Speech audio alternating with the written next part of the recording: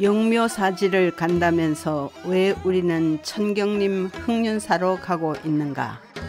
현재 흑륜사로 간판이 붙은 이 절은 예전엔 영묘사가 있던 곳이다. 삼국유사의 영묘사는 사천 끝에 있으며 전불시대 7처 가람 중의 하나라고 했다.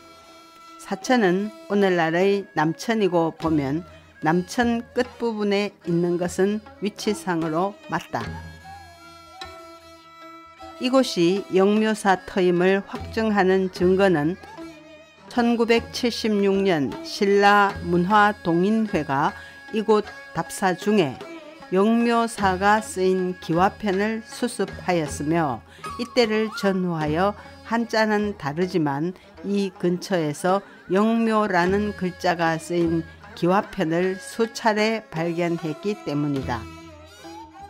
그중 하나가 경주 박물관에 있는 바로 이 대영묘사가 찍힌 암기와이다. 조선조 세종 때까지는 여기를 영묘사로 불렀을 것이다. 왜냐하면 1452년에 완성된 세종실록 지리지 경상도 경주부 영묘사란에 전루가 3층인데 웅장하고 화려함이 보통에 뛰어났다. 신라시대의 탑묘는 지금 모두 허물어졌으나 이 전만은 완연하게 예전과 같다 라고 적혀 있기 때문이다. 그때까지는 3층 불전이 남아 있었다. 삼국유사에 따르면 이 불전에는 장육 3존불이 모셔져 있었다. 그렇다면 그 모습이 오늘날의 금산사의 미륵전과 비슷하지 않았을까? 부처도 그 절의 장육존상과 비슷하지 않았을까? 세종실록 지리지 기록에는 기림사 외에는 다른 절의 언급은 없고 봉덕사는 없어졌지만 봉덕사 종만 있다고 했다. 1530년에 나온 신증 동국여지 승남에는 이 종을 1460년에 영묘사로 옮겼다는 기록이 있다. 물론 영묘사가 경주의 대표적인 절이기에 이곳으로 옮겨왔으리라. 그런데 이 신증 동국여지 승남에서부터 혼동이 일어난 듯하다. 즉 이곳을 흑륜사터로 보고 경주 공고 자리를 영묘사터로 본 것이다. 왜냐하면 관하에서 남쪽 일이 즉 이 자리에 있는 것을 흑륜사라 했고 관하에서 서쪽 오리에 있는 것을 영묘사라고 했으니까. 그런데 이 영묘사에 1506년에 화재가 났다. 화재 뒤에 봉덕사종을 경주 읍성 남문박 봉황대 밑에 종각을 지어 따로 보존했다고 한다. 이 화재 뒤에 영묘사는 폐사가 된 듯하고 흑륜사는 그 훨씬 전에 폐사가 되었으리라. 그런데 경주 사람들은 이 절의 서편 북편들을 흑륜들이라고 불러왔다. 그래서인지 일제강점기인 1936년에 일본인들이 이곳을 흑륜사지로 지정하여 지금까지도 공식적으로는 흑륜사지로 부르고 있다. 현재는 신심 있는 불자가 주변 주택을 매입하여 흑륜사라는 이름으로 법등을 이어오고 있다. 이처럼 영묘사 터에는 흑륜사가 들어섰으나 정확한 흑륜사터는 경주 공고 자리가 아닐까. 이때의 혼동 때문에 아직도 문화재청은 이곳이 영묘사터임을 인정치 않고 있고 국사편찬위원회의 출판물에도 이곳을 흑륜사지로 지목한다. 영묘사는 선덕여왕 4년 즉 635년에 창건되었다. 이 절에는 당시 최고의 장인이었던 양지 스님의 작품이 많았다. 스님은 전탑의 기와 사천왕상 등을 만들고 현판도 직접 썼다고 전한다. 이 얼굴무늬 수막새도 여기서 발굴되었을 가능성이 높다. 미소가 은은하여 우리나라 보물로 지정되어 있다. 이 절은 또 향가 풍요의 배경이 된 곳이기도 하다. 이 절 장육존상을 만들 때 이야기가 전해오고 있다. 이 장육존상은 흙으로 빚었는데 이때 도성의 백성들이 흙을 나르며 부른 향가가 바로 풍요이다. 원래 이곳은 큰 못이 있었는데 두드리에 사는 여러 사람들이 하룻밤 사이에 메우고 드디어 이 불전을 세웠다고 한다. 이때 흙을 날라 못을 메우고 이 큰 토단도 그때 조성했으리라. 온다 온다 온다 온다 서러움 많구나. 서러움 많은 무리여 공덕 닦으러 온다. 이 풍년은 그 가사가 아리랑처럼 뛰어난 것은 아니지만 우리의 가슴을 저미게 하는 체념과 한이 서린 멜로디가 있었으리라. 일현 스님이 살았을 때도 경주 사람들은 방아를 찢거나 다른 일을 할 때 모두 이 노래를 불렀다고 한다. 전각은 3층이었고 그 안에 장육존상이 모셔져 있었다고 한다. 장육상을 처음 조성할 때 든 비용은 곡식 23,700섬이었다고 삼국유사는 전한다.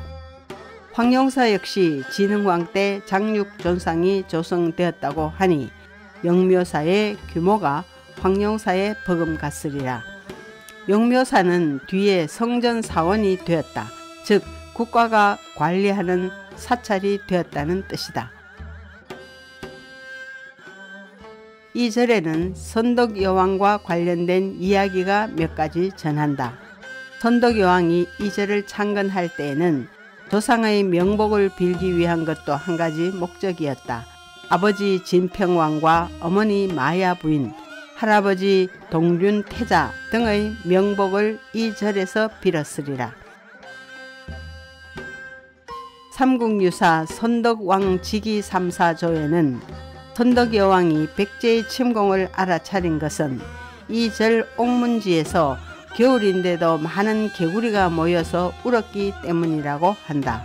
옥문지는 여기 어디에 있었을까? 원래는 큰 못이었는데 그 일부를 그대로 남겨두었으리라. 선덕여왕은 희한하게도 개구리 울음소리로 백제군이 여근곡에 숨어 있는 것을 알아냈다. 그때 선덕여왕은 알았지만 백제군 장수 우소는 몰랐던 것이 있다. 남성이 여근에 들어가면 죽는다는 사실.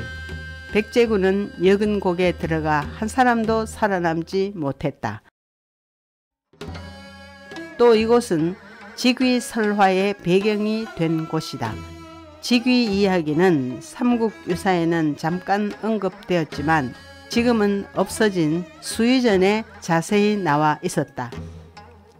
직위는 선덕여왕의 미모를 너무 사모한 나머지 시름에 젖어 몰골이 초췌해져 갔다. 여왕이 듣고는 불러서 말했다. 짐이 내일 영묘사에 가서 분향할 터이니 너는 그 절에서 짐을 기다려라. 직위는 다음날 이 절탑 아래에서 왕의 행차를 기다리다가 홀연 깊은 잠에 빠졌다. 아마 이쯤 어디에서 잠들었으리라.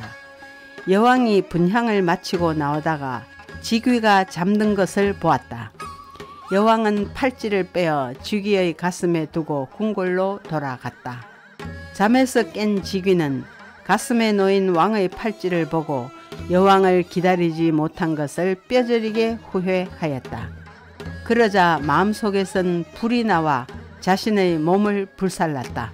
직위는 곧 불귀신이 되었다. 이에 선덕여왕이 주술사에게 명하여 주사, 즉 주술을 펼칠 때 외에는 말을 짓게 했다. 이렇게 해서 지어진 것이 이른바 직위주사이다. 그 내용은 이렇다. 직위의 마음속 불길이 몸을 사르더니 변하여 불귀신이 되었네.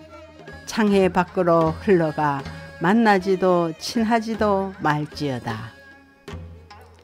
당시 풍속에는 화재를 막으려고 이 주문을 문과 벽에 붙였다고 한다.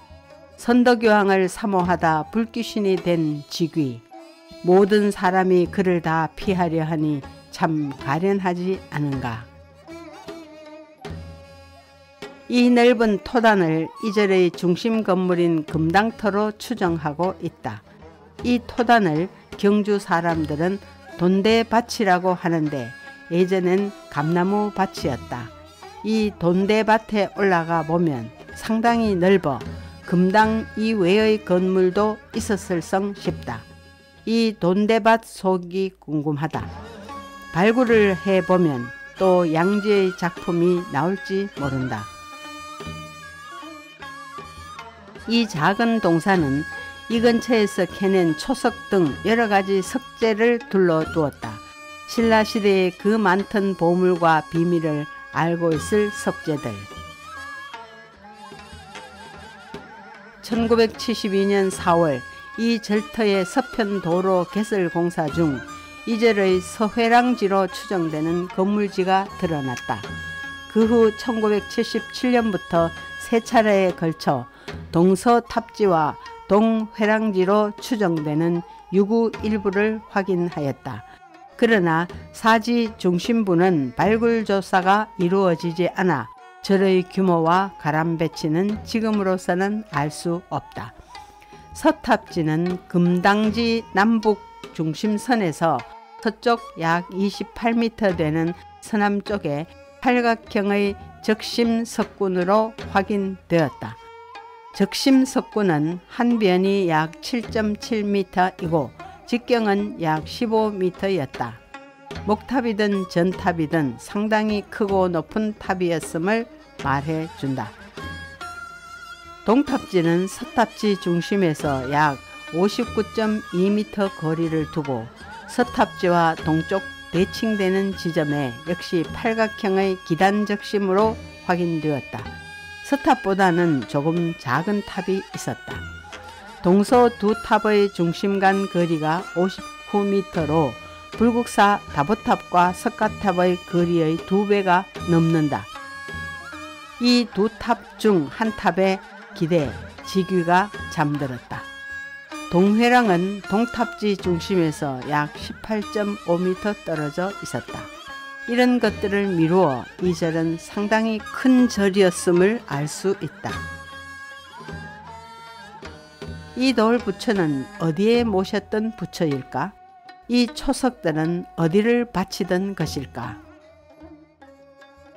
이 유서 깊은 절이 그 규모가 완전히 밝혀지지 않아 안타깝다. 신라 때 온갖 애환이 서린 절이고 또 양지 스님의 훌륭한 예술품도 많았을 절. 새로 모신 이 부처님은 이만큼이라도 절을 되찾은 것을 보고 미소 짓고 계신 것은 아닐까.